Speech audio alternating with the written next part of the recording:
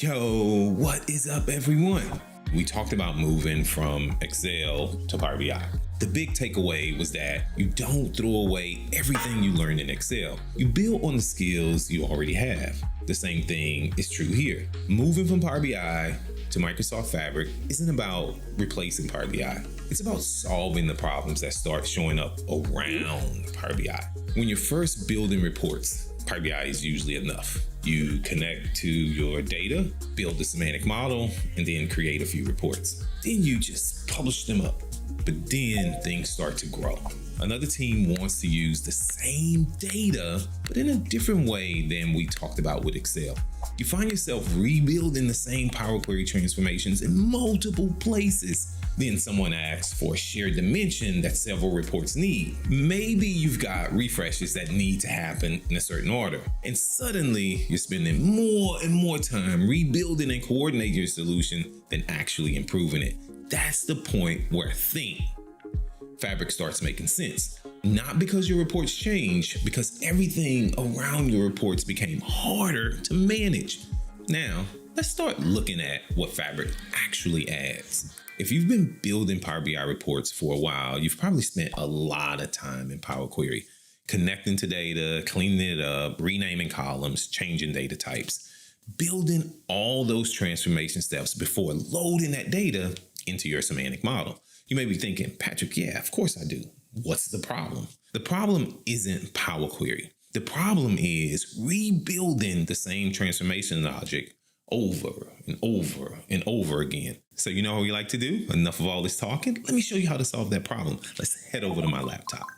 Let's take a look at this data flow. And so you can see that I've connected to multiple tables from my operational database. And then looking at each one of the queries, I'm just performing some transformations. But what's interesting about this data flow is I can set a default destination. And so I've already set one down here to my Lakehouse. This could be to a warehouse. This could be to other destinations inside of Microsoft Fabric.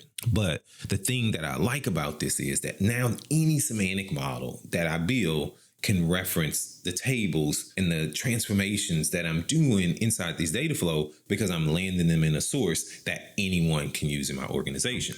But not everything belongs in a data flow. Let me show you another common scenario. So I'm going to head over to my enterprise reference data. And you can see I only have two tables here, and just for demo purposes, but I have my dim date and my dim property. These are shared assets that multiple teams and multiple semantic models, multiple solutions in our organization may use. Instead of copying these two tables into my solution, I'm going to use OneLake shortcuts. So I'm going to go over to my Lakehouse. You can see by that little indicator right there that I've already created a shortcut to dim property. To do the same thing for date, if I click on the ellipsis next to table, choose new shortcut, choose Microsoft OneLake enterprise reference data, and I click next. And I'm just going to pass through the identity. You can choose how you want to do it. I click connect, expand out tables, choose dim date, click next. I can rename it, but I'm just going to go ahead and click create.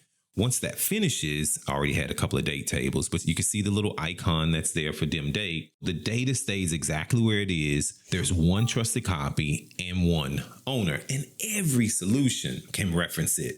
Now, this is great because I'm not moving, I'm not copying data, it stays in one place. But there's also another common scenario. Maybe a shortcut can't work, maybe a data flow won't work, but I can use a notebook. So let's take a look at this notebook for another type of way. So Power Query is great for preparing the data, but sometimes I need to process millions and millions of rows and create a reusable analytical table. Think about aggregations inside of Power BI. And so in this case, I'm creating a daily booking summary table. And so instead of forcing every semantic model to aggregate millions of booking rows over and over and over again, I can perform that work once and create a reusable table. But one thing I want you to notice, because I'm using Spark SQL, I'm building on skills many Power BI developers already have. There are some nuances with Spark SQL, but for the most part, it's pretty easy to overcome those nuances. So now I've solved a few different problems. My data flow owns my transformations. My enterprise dimensions are shared through shortcuts. My notebooks create reusable analytical tables, but there's still one problem. These pieces are still independent. I still need to make sure everything happens in the right order. And that's where orchestration comes in. Before I build that orchestration, there's an important setting I need to think about. The semantic model I'm about to show you is using direct lake. And right now, automatic updates are enabled. For a lot of solutions, that's exactly what you want. The underlying data table changes and direct lake automatically keeps the semantic model synchronized with those changes. But that's not what I want in this solution. I've got multiple upstream processes and they don't all finish at the same time.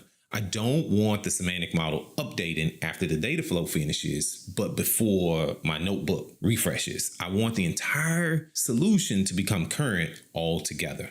So I'm going to go into the North Star Analytics workspace and you can see my semantic model. So I'm going to go into the settings for my semantic model. And if I go to refresh, you'll see the semantic model is currently configured to detect changes to the data in OneLake and automatically update. I'm going to toggle that off and I'm going to click save. And then what I'm going to do is I'm going to go over to my pipeline. What you'll see is I've kept it really simple. If I run it, the data flow starts first. Once that completes, the notebook runs, and then the semantic model will refresh. So now I've got one controlled sequence. If my data flow fails, the notebook doesn't run. If my notebook fails, the semantic model doesn't refresh. Now I have one place where I can see the status of the entire process. I don't have to check 3 different refresh histories. I can add other tasks to notify me if a specific activity fails. But the important thing is I don't have to remember which process should run first, and I don't have to hope the timings work out. The pipeline owns that responsibility.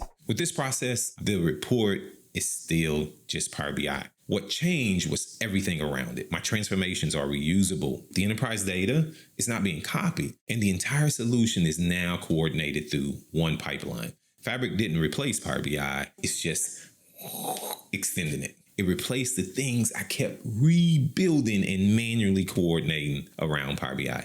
So if all you're doing is building reports and semantic models, Power BI may be all you need. But eventually, your solution starts to grow. And suddenly, keeping everything synchronized becomes just as important as building the report itself. That's where Fabric starts to make sense. Not because it replaces Power BI. Power BI continues doing what it does best, building semantic models and reports. But because it gives each responsibility a place to live. My data flow prepares and transforms operational data. My enterprise Lakehouse manages trusted shared dimensions. My notebook creates reusable analytical tables. My pipeline is the core of this. It coordinates everything. Just like you didn't throw away everything you learned in Excel when you moved to Power BI. You don't throw away everything you know about Power BI when you move or start using Microsoft Fabric. You build on it. We'll see you in the cube.